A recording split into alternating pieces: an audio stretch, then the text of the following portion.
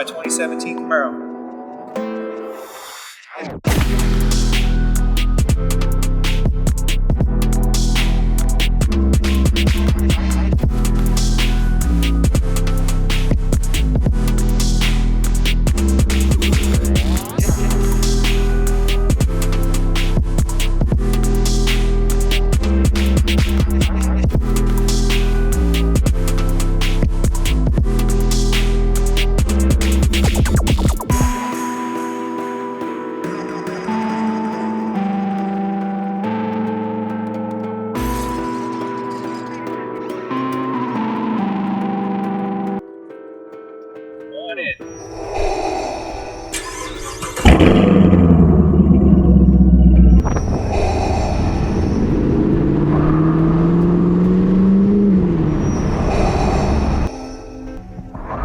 So, we are inside JR's Camaro. Sir, what year is this car? 2017. 2017. Now, on the outside looking at it, it doesn't look like a 2017 Camaro. Why is that? I mean, I've done some upgrades, body work. Because the picture you showed me when you first got the car and the car you have now are completely two different things. Yeah. One looks like a hairdresser would drive it, and then this car looks like it should be doing laps around Laguna Seca. Yeah, this is it because it was a stock 1SS, so it's pretty basic. But When you got the car, were you looking at just the Camaro, or were there other cars that was on the list to get? well, there were a few, but I'm more of a Chevy guy, so I lean towards the Camaro. Obviously, I really wanted a Corvette, but the wife was telling me it wasn't practical. Even though we don't have kids, but she said it's only a two-seater. I'm like, that's fine. There's only two of us. So when the Corvette, well, actually, what generation Corvette were you looking at? That is C6. A C6? What color? Stay with the same color. I prefer like the dark gray, Nice. maybe black, but they're high maintenance. I mean, it's a sports car. I would only hope so. So the Corvette goes out the window because the wife says no. Well, she didn't say no. She just said it wasn't practical. So I told her, I said, find me a Camaro in the price range, and she found this one. So this is her finding, not even yours. Somewhat. I mean, I wanted this Camaro, but I didn't think I could get it at the price I wanted. Nice. So what was the price you bought it at? The asking price was $33,000. Any haggling? No, I didn't do any haggling. I just put a couple grand down and, got all my financing situated, and it all worked out. Nice. So it was the same price the Corvette was going to be, and it's a newer car. So you get the car. What year did you get it? What year was it? It was 2018. So a year after the car comes out, you get it. Is the car you wanted. How long do you go before you start modifying it? I think that weekend I went out and got windows tinted. What percent are these? Are these 35s or? Well, the factory, or no, I actually had to do all the backs. It's what is it? It's 20%. All around? Yeah, minus not on the front. I mean, California law would probably get you on 20%. I've already been pulled over for the front too, being tinted twice. So you get the windows tinted, and then what was the next modification that? I believe it was the exhaust. I actually originally did the muffler delete. I just cut them off just to see how it sounded, which it wasn't horrible. But then I went and did the MBRP axle back. How much did that cost? I want to say it was about $250. That's not too bad for an exhaust. So I noticed that originally the car only has two. I'm going to be in the next lane, the right lane over. The car only has two exhaust pipes. You currently are rocking 4. Yes.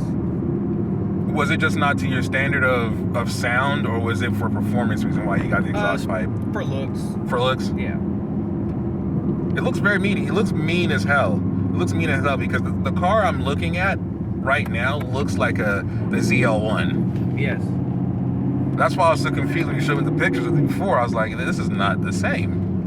Because that's a ZL1 you were driving, or even a 2SS. Yes. Your first Camaro. Yes. What's your overall review of the car from just owning it over the last, what was it, 3 years now? Yeah, 3 years. It's amazing. I love it. It's more than I thought it would be. I figured, oh, it's an American car. It doesn't handle for, that good, but it handles great. It got good power. It's a perfect car. I drive it every day. It's a daily. It's daily. It's a daily driven car. Every single day. Unless I stay at home. But I don't park in the garage for the winter time. I drive in the rain. So Listen to that sound. And this is what you hear every day. yes, I love it. I can see why this would be a daily driven car. Because sometimes people will think, oh, I have a Camaro. I probably have another grocery getter, some small, family car. But this is your daily. Do cops ever bug you about just the sound overall? No. Like I said, I've only been pulled over. It's my doing, the tinted windows. But they didn't pull me over for tinted windows. I gotta say, I lucked out on a couple of them. But I got pulled over for being stupid. So, and then they let me go for like window tint. So, because they had to get me for something. But back in my import days, I would have been pulled over for everything under the sun. Your import days. Yeah, I used to drive Nissans and Volkswagens. What Nissan were you? If I had to guess, you could. Okay, so most people, if they go Nissans, a Nissan 350. I had a 350. Before that, it was a 240 SX. What happened to that? I had a couple of them actually, but I grow out of them, get different cars, sell them. So now you're in a Camaro. You've gone from the Japanese. You've gone to American. Would you go back to a Japanese car after driving this? Because this thing has. I thought about it, and the new Z coming out is really nice looking, and it's got 400 horsepower. Right. I believe it's a V6. I don't think they're doing inline six, but it's twin turbo. It's 400 horsepower. The overall look, I like that they're going to a more retro style. I like the retro, and it's done tastefully too. It's not gaudy, it's not like Tuner Boy. It's very much just a clean 300 ZX rear end with like an original Fairlady front end. I don't even know what they're gonna call it actually. Are they calling it? Is it a 400? I don't know, because they normally go by the engine size. 280Zs, it was a 2.8 liter. 300Zs was a 3.0 liter. 350s are a 3.5. 370s are a 3.7. This is now a 4 liter, I guess. I don't know what they're gonna call it. Maybe they just stick with Z. I don't know. I haven't fully got into that yet, so I don't know. I guess if they want to kind of go up, because they can't call it a Fairlady, because then it'll confuse people who actually the original Fairlady Z. If they call it I guess they could call it a 400 ZX. I don't like it. So 400 Z. I mean, it's a lot to say. It's a lot to say for a car, but would you trade this car in if you were given the chance to buy the new Z? Would you trade this car in, or is this car a fixed? I think this is fixed. I don't think I will, but I mean, it did pique my interest for a little while, and it might be something I go look at, but I don't think I'm gonna go back. I like my American muscle. So, plus with the way things are going, more electric these days, I think I want to keep something, American and muscle engine. And this would become a good collector's piece, because as a guy who owns a Tesla, who drives an electric vehicle, the one thing you do notice, you miss the sound. The sound, the feel. You miss the sound because the electric cars are so technical and precise and surgical that there is no feeling sometimes. Yeah. You mean you get a feeling, but it's not what I'm getting from this right now. Sitting inside of this is an experience. Speaking of experiences, I think you go this way. What is the fastest you've gone in this car? I mean, you don't have to incriminate yourself. Don't give me an actual number. Well, I could go down to Mexico and do 160. That is, I've never hit 160. I've hit 150 before, but never 160. It's not a thing for me, I like it. I had a street bike and I had that up to 188. On public road? Freeway. Okay. More paved. Yeah, still dangerous, but you know. But honestly, most bikes at that speed, the stability is it's. No, it wasn't bad. Plus, I had it modified. It was stretched and lowered, so it was a real long wheelbase. But I mean, it's pretty insane because that bike that I had actually would do at least 60 in first gear. So it's not like it was. It's not. It wasn't a slow thing. No.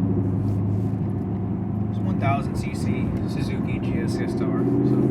Would you ever take this car to a racetrack? And if so, which track would you want to drive it on? You know, I want to do quarter mile, but I don't like Sac Raceway. It's pretty beat up. Mm-hmm. But I mean, I don't know. Because one the dream I always had was to go to either Sonoma Raceway or Laguna Seca and do a couple laps. Sonoma looks fun.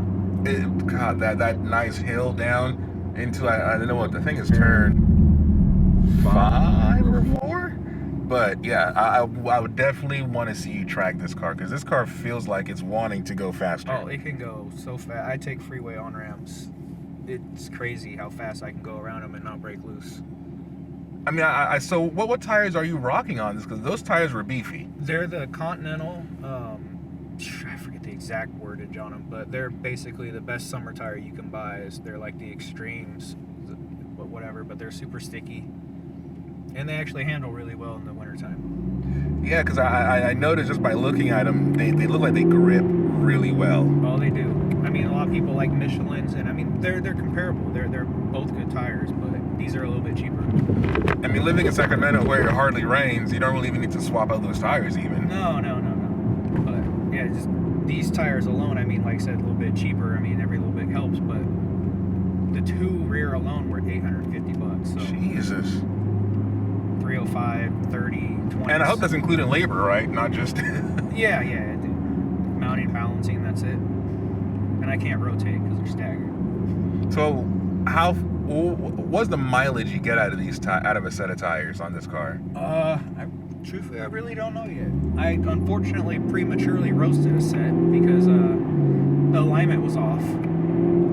On which side? It was off on the rears. I mean, it had a lot of negative camber and toe, and so that's how I had to buy a whole new set of rear tires. Damn, it's a beautiful car. Thank you. So, when I first got I've been inside of a Camaro, but I never actually like driven inside of one. The interior it's simplistic, but is what you need. Yeah. How do you feel about the overall look and finish of the interior? I know the original one that came out in 2014, it was a lot of plastic. There still is like the door panels. I mean, you can get the higher models where they have a couple pieces that are added that have leather on them. But I mean, for what it is, I mean, originally back in the 60s when it came out, it was all plastic. Right. Well, I'm saying that because this looks more premium than the one I sat in back in 2015. But I do like the retro look. I noticed, so this is an automatic? Yes. With the paddle shifters? Yes. Do you miss manual? I do. You know, for like a standpoint, I miss the manual. I miss driving it. But just, you know, getting older and, you know, dealing with stupid California traffic, I don't miss holding in clutches and messing with them all the time. And so the feel you get with the paddle shifters is... It's not the same, you know. I miss driving back and forth around, you know, you get the typical Mustang driver that'll rev at me and I can't really rev back, but it is what it is. You just gotta drive off and just look at them? Yep. Has anyone raced you in this car since you had it besides? Oh, yeah. Most of the challenges I get are either Challengers or Chargers, and the funny part is they're typically the 5.7 ones, which are nothing. So you basically just pull up, eat someone's lunch, and just take off. I had a Challenger wanting to race me when I was leaving work, getting on a freeway on-ramp in West Sac, and he was in front of me. I knew he was only a 5.7, and he took off, so I took off, and then I went around him and passed him. Challengers and Chargers. What do you feel about those two cars? I feel like they've become almost like the poor man's sports car. Well, it pretty much is. I mean, they're throwing them out there. They're just putting a motor in the car and just throwing it out there. They're heavy and they're not that well put together, I don't think. My dad had a nicer one. He had a Scat Pack, which was the 485 horse, and it was a 6.4 liter, and it was pretty nice. It was put together. It had suede and leather seats and stuff like that, cooling. But some of the more base ones, like the 5.7s, they don't look that great to me. The thing about Chargers and Challengers that I find so annoying is that anybody who gets money runs to that car. Yeah. Even though there's like your car, which in my point of view, it's a much better looking car, and it's not that much of a magnet. Like if a cop sees a Camaro and a Challenger next to each other, which one is going to pull over first? Probably a Challenger. I would think so, but you never know. Maybe not any. Maybe if there's a Honda or... Well, I mean, if it's Rice, if a Rice out Honda pulls up next to him, yeah, that's almost an easy. Yeah.